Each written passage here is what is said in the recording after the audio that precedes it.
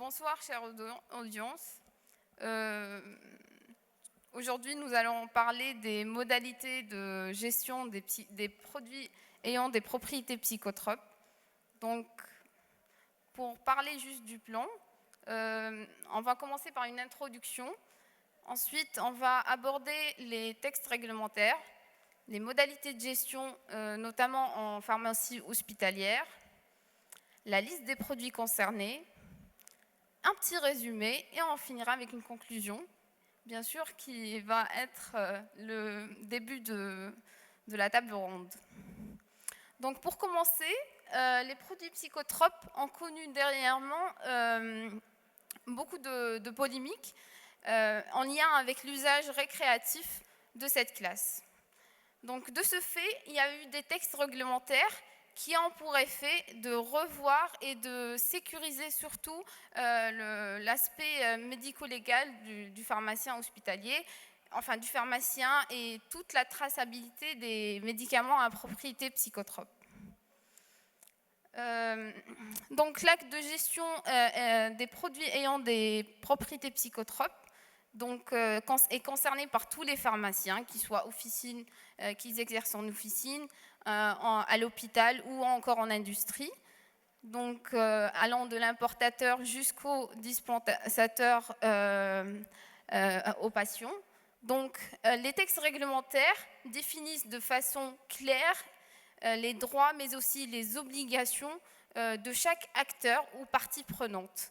Donc ces textes-là comprennent les définitions des produits concernés, les modalités d'importation, de fabrication, de prescription, d'acquisition et de détention, de dispensation et tous les supports nécessaires, mais aussi les organes de contrôle qui rentrent en jeu pour veiller à la régularisation de ce circuit. Donc pour commencer, les textes réglementaires qu'on a connus du début de l'indépendance, si je puis dire, jusqu'au jour d'aujourd'hui. Donc on a eu quelques textes, donc, entre autres la loi sanitaire, les lois relatives aux substances vénéneuses, mais aussi ceux qui nous concernent actuellement, entre autres l'arrêté ministériel du 9 juillet 2015 qui parle des substances, des plantes et substances classées comme stupéfiants, psychotropes et précurseurs. La loi sanitaire 1811, le décret exécutif du 31 décembre 2019 qui fixe les modalités de gestion des propriétés des médicaments ou des produits ayant des propriétés psychotropes, le décret exécutif du 11 mai 2021 qui complète le décret du 31 décembre 2019, mais aussi l'arrêté ministériel du 11 août 2021 qui fixe la liste des produits concernés, c'est-à-dire les produits ayant des propriétés psychotropes à risque avéré d'abus et de pharmacodépendance et d'usage détourné. Donc pour commencer, la loi sanitaire qu'on connaît, donc elle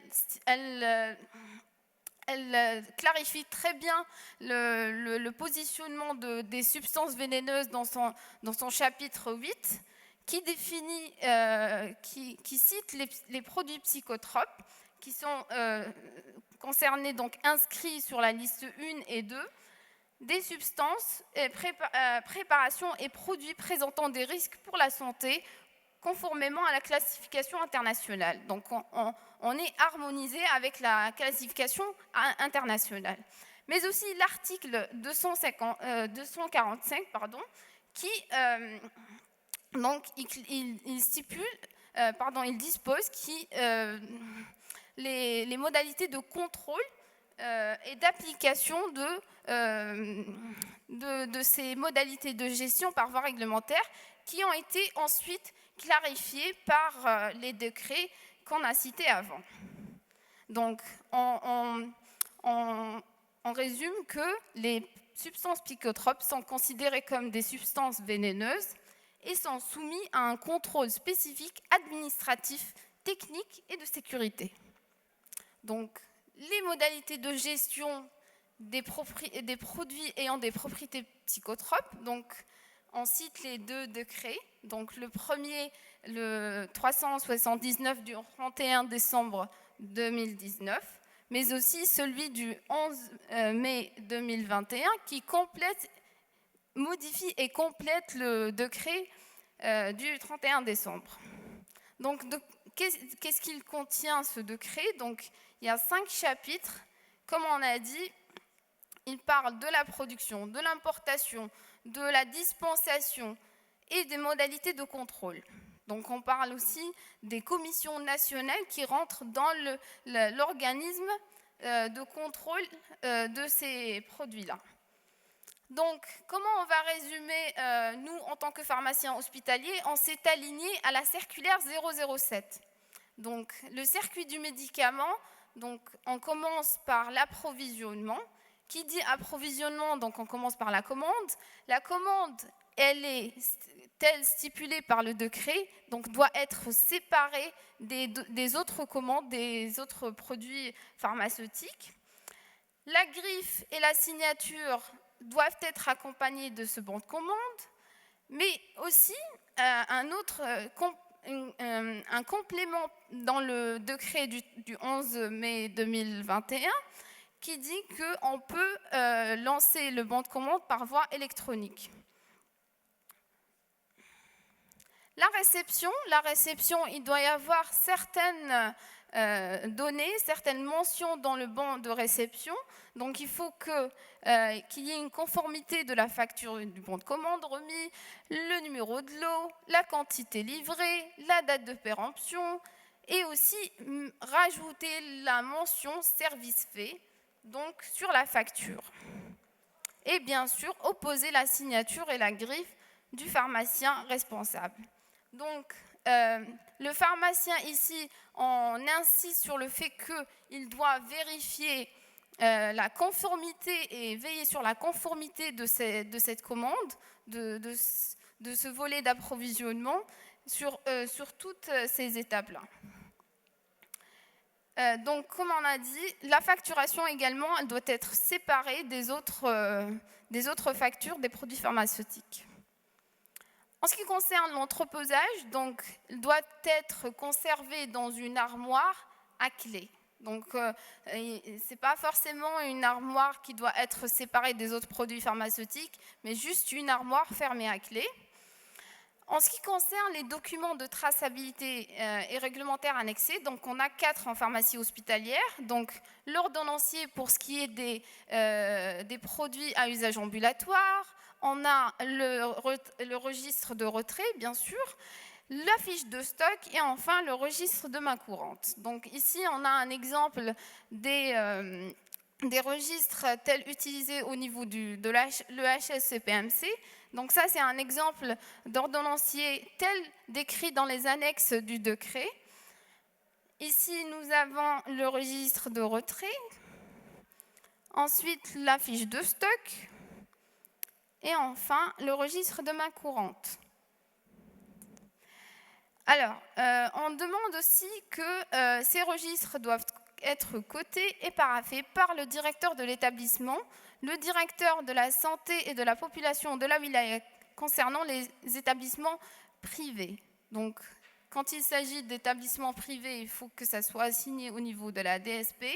Quand il s'agit d'établissements publics, c'est le directeur concerné de la structure qui doit signer, parapher et coter ces documents-là. En ce qui concerne l'informatisation, donc c'est la première fois qu'on parle d'informatisation du système, donc c'est permis à condition que les documents peuvent être récupérés à un instant T. C'est-à-dire si jamais j'aurais un contrôle, je serais amené à une vérification, je pourrais avoir accès instantané aux documents.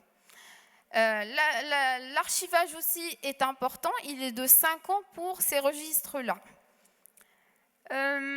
Donc voilà, c'est ce que je disais. Alors, il faut noter que l'inscription des entrées, il faut qu'il n'y ait pas de rature, il faut qu'il n'y ait pas de surcharge pour que ça soit lisible. Et les registres aussi doivent être conservés pendant 5 ans.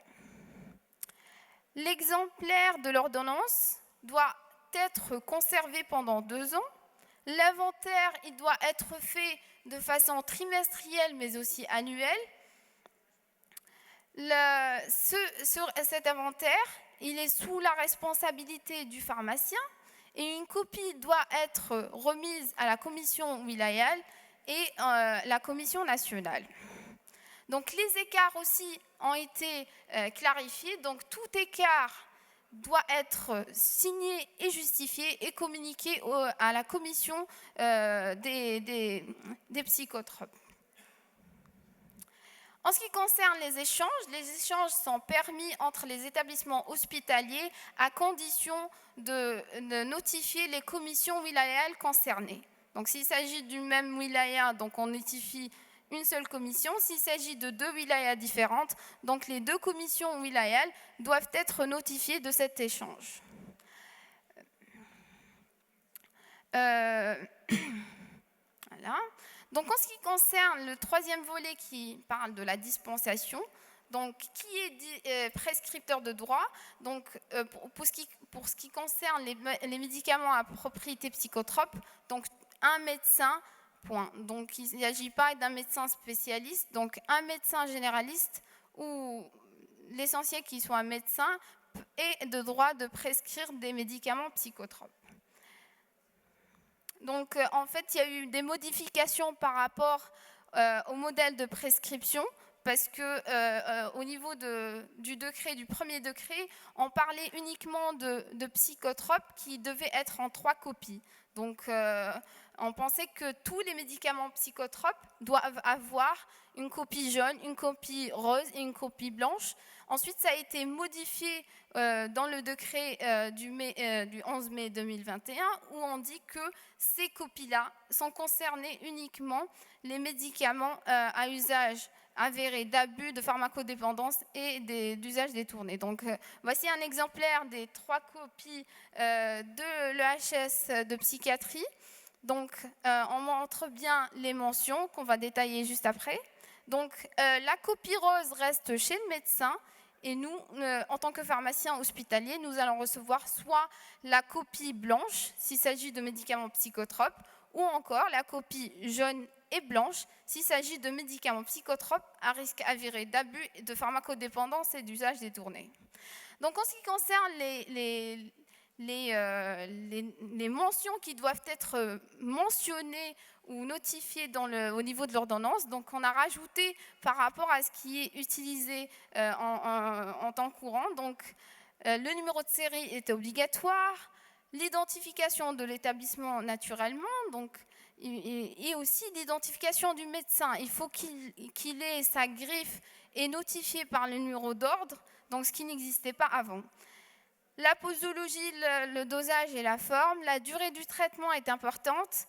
Par contre, la DCI ou le non commercial, les 2 sont permis. Donc, il ne s'agit pas de donner et d'écrire seulement en DCI. Donc, le non commercial est permis dans la prescription des psychotropes. Alors, il faut savoir aussi que la durée maximale de prescription est de 3 mois, à quelques exceptions qu'on va détailler juste après. La prescription urgente. Donc, on peut avoir affaire à des urgences de prescription qu'on va aborder plus tard dans la table ronde.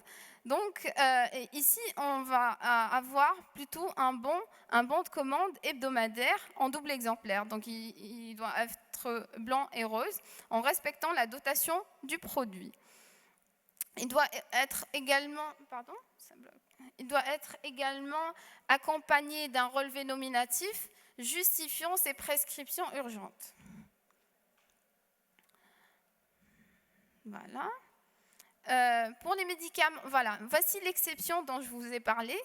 On disait que la dispensation des médicaments à propriété psychotrope doivent être d'une durée de 3 mois, à l'exception des médicaments à usage restreint qui doit être d'un seul mois au lieu de 3, plus la deuxième mention où on disait que tout médecin ait de droit de prescrire des médicaments psychotropes, à l'exception des médicaments psychotropes à usage restreint. Donc il faut qu'il soit un médecin spécialiste en psychiatrie pour prescrire ces médicaments-là.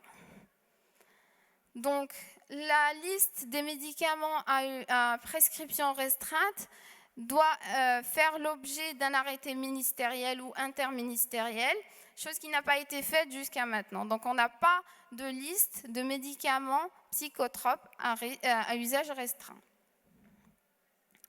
Donc, ici, la liste des psychotropes telle définie dans les arrêtés. Donc, comme je vous ai montré avant, on se réfère finalement de deux arrêtés. Donc, l'arrêté ministériel du 9 juillet 2015 qui montre la liste des substances vénéneuses et plantes, donc psychotropes entre autres, mais aussi celle du 11 août 2021 qui liste les médicaments psychotropes à risque d'avéré d'abus, de pharmacovigilance et de pharmacodépendance. Voilà. Donc finalement, on a trois listes. Donc la première, psychotrope. La deuxième, psychotrope à risque d'avéré d'abus, de pharmacodépendance et d'usage détourné. Et la troisième, la liste restreinte. La liste restreinte n'a pas encore été publiée. Les modalités de dispensation. Maintenant, on arrive au rôle du pharmacien dans la dispensation. Une fois la prescription faite, donc elle doit être subordonnée de 2 exemplaires pour ce qui est des psychotropes à risque d'avéré d'abus de pharmacodépendance et d'usage détourné. Voilà. Donc il faut qu'on ait 2 exemplaires, un exemplaire blanc et un exemplaire jaune. Pour ce qui est des médicaments psychotropes, la copie blanche suffit amplement. Alors, pour ce qui est des modalités de dispensation, ça dépend. Est-ce qu'on va dispenser totalement ou on va dispenser partiellement?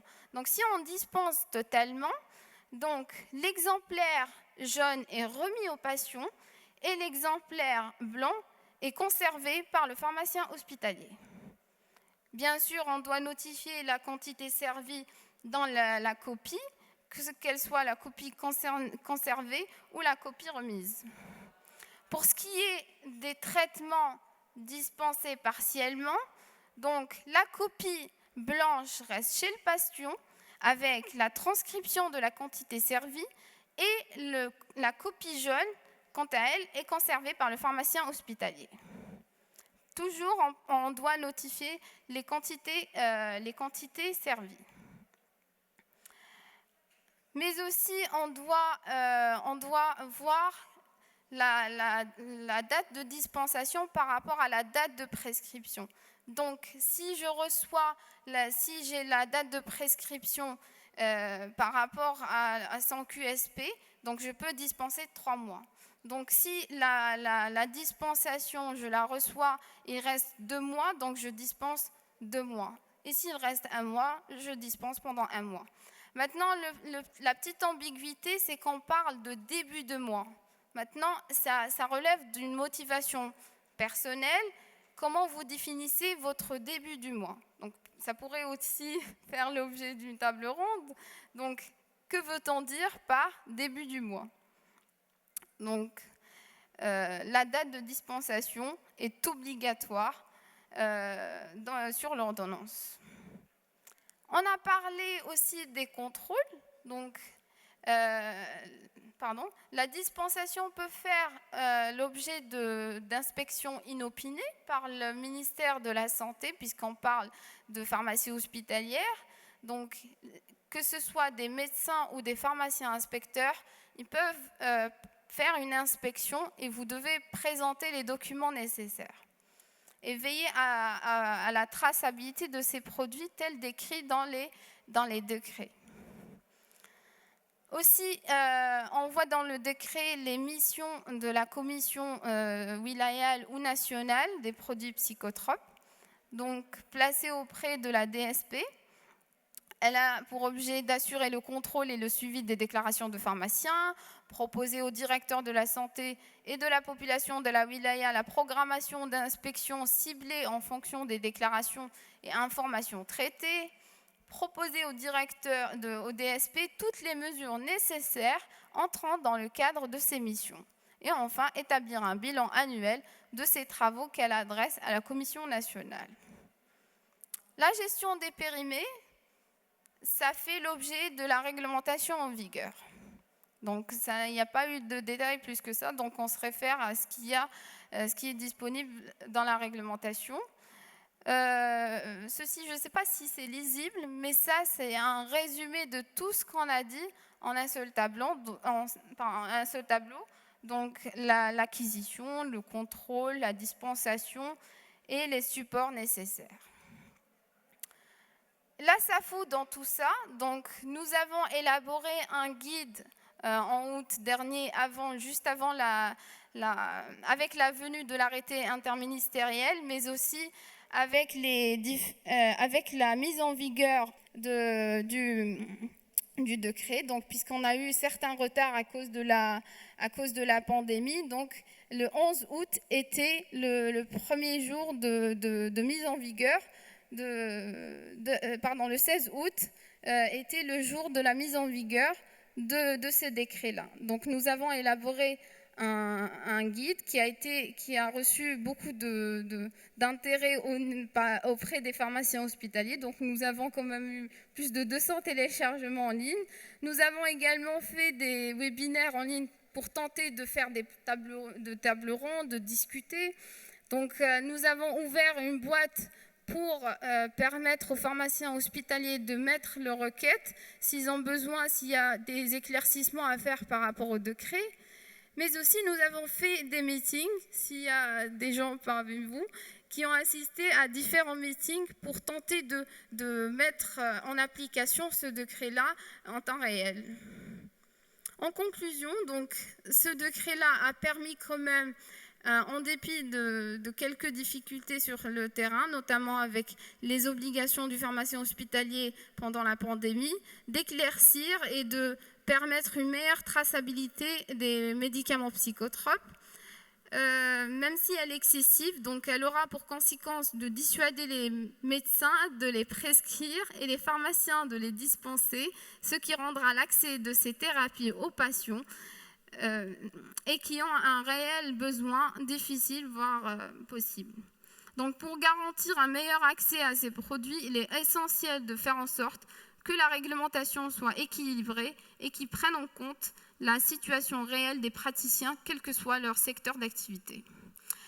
Je finirai avec quelques questions de réflexion que je laisserai à la table ronde. Donc, est-ce que cette réglementation satisfait amplement sur terrain les exigences de l'activité hospitalière? Qu'en est-il de son application au niveau des urgences? Est-ce que les parties prenantes adhèrent aux nouvelles exigences qu'impose la loi? Quels sont les réels rôles du pharmacien hospitalier dans les services? Qu'en est-il de la gestion du vide pour plus de traçabilité? Est-ce que vous le faites? Est-ce que vous ne le faites pas? Est-ce que la liste a été arrêtée, la liste des médicaments restreints?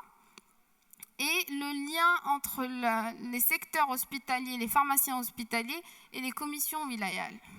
Donc, je laisse l'honneur à la table ronde de discuter ces questions-là et je vous remercie.